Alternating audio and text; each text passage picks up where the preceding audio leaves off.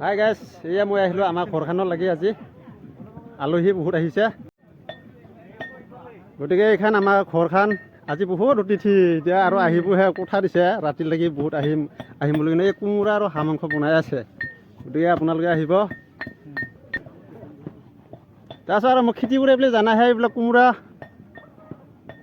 এই ফুলবিলাক শুকাই গ'ল, এইটো পানীলাও লেহৰা পৰি গ'ল, ঘৰত পানী দিয়া হোৱা নাই। গতিকে খুব ধুনীয়া হৈছে। আপোনালোকে মোক খেতিয়ক বুলি জানাহে, বঢ়িয়াকৈ ফল লাগি আছে। এইফালে এটা পানীলাও লাগছে মোৰ এই খেতিত। আমাৰ এই আলহীক খোৱাৰ কাৰণে এইফালে হাঁহ কাটি আছে আমাৰ খুৰায়ে। এইয়া কি ধুনীয়াকৈ হাঁহ। তাৰপিছত এইফালে আৰু এইটো আপোনালোকে জানাহে, এইটো নাম নকওঁ, তিনতলা বিল্ডিঙৰ।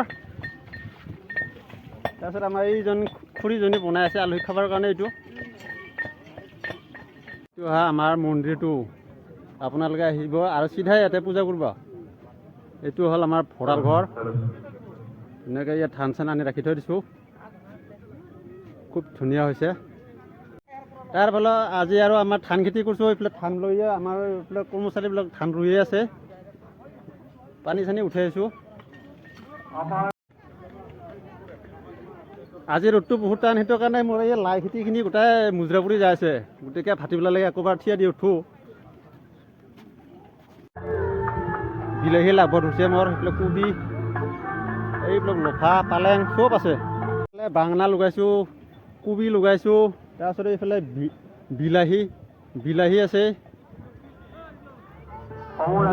ধুনীয়া